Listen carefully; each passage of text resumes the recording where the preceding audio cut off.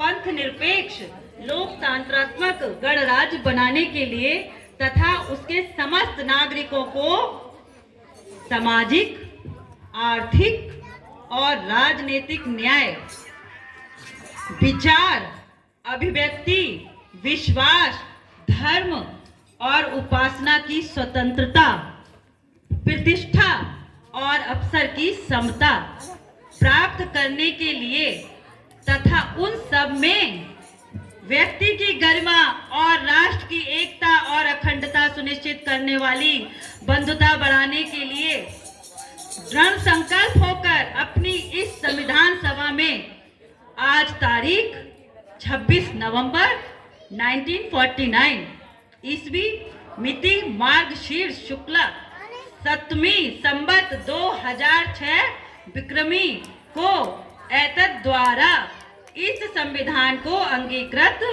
अधिनियम और आत्मसमर्पित करते हैं। ये हमारा महान ग्रंथ है। इसमें भाईचारा, प्यार, मोहब्बत सब कुछ समाया हुआ है। हमें मालूम होना चाहिए कि हमारे संविधान में हमें क्या क्या दिया गया है, और वो जब ही मालूम होगा जब हम सब पढ़ेंगे, इसे जानेंगे, इसे खोलेंगे और इसे देखेंगे। फिर मैं यही कहती हूँ, खासकर नारी, हम नारियों के लिए भगवान थे बाबा साहब। सच में बहुत कुछ दे के गए वो। अमेरिका में नारी को मैटरनिटी लीव 1986-87 में मिली थी, लेकिन हमारे बाबा साहब ने वो हमारे भारत में 1940 के दशक में ही हमने दे दी थी। स्विट्जरलैंड में हमें हमें नहीं, उनको, वहां की लेडीज को वोट डालने का अधिकार बहुत लेट मिला था, लेकिन हमारे बाबा साहब ने हमको पहले ही दे दिया। हमें हर चीज का कानून दिया। तलाक, पुरुष चाहे कुछ भी कर सकता था, लेकिन महिलाएं बस घूंघट में बैठ के ही हाँ ना भी नहीं उनसे पूछा जाता था। तलाक का अधिकार, बच्चा गोद रखने का अधिकार, बहुत सारे जो हिंदू कोड बिल में, आपको पता होना चाहिए, हिंदू कोड बिल जो बाबा साहब ने हमारे सम्मान के लिए, हमारे अधिकार के लिए लिख के दिया था, लेकिन वो ये ना हर जगह हर तरीके के लोग होते हैं, उसको पास नहीं होने दिया। ये मेरे मसीहा बहुत रोए। किसके लिए? हम महिलाओं की खातिर।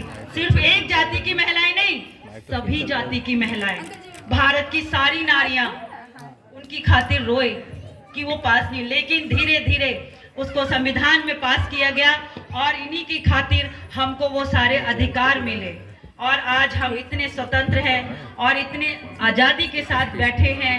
और वो किसके आभारी हैं हम? बताइए। बाबा साहब। जोर से आवाज नहीं आई। डॉक्टर भीमराव अम्बेडकर। बाबा साहब अमर रहे। बाबा साहब अमर रहे। बाबा साहब अमर रहे।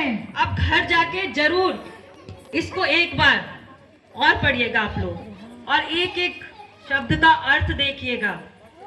सिर्फ यही से फायदा नहीं है और न मेरे बताने से है, क्योंकि जब तक आप अंदर को नहीं समाएंगे, अपने जहन में नहीं समाएंगे, अपने दिमाग में नहीं समाएंगे, कोई फायदा नहीं है।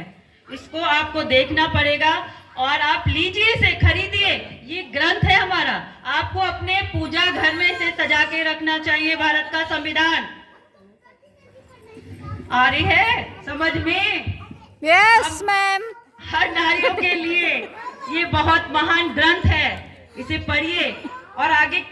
पहली बात तो कुछ होना, लेकिन बाय द वे कुछ होता है तो हम उसके बल पर कहीं भी जा सकती है, कुछ भी कर सकती है, वो कानून हम लोग देख सकते हैं।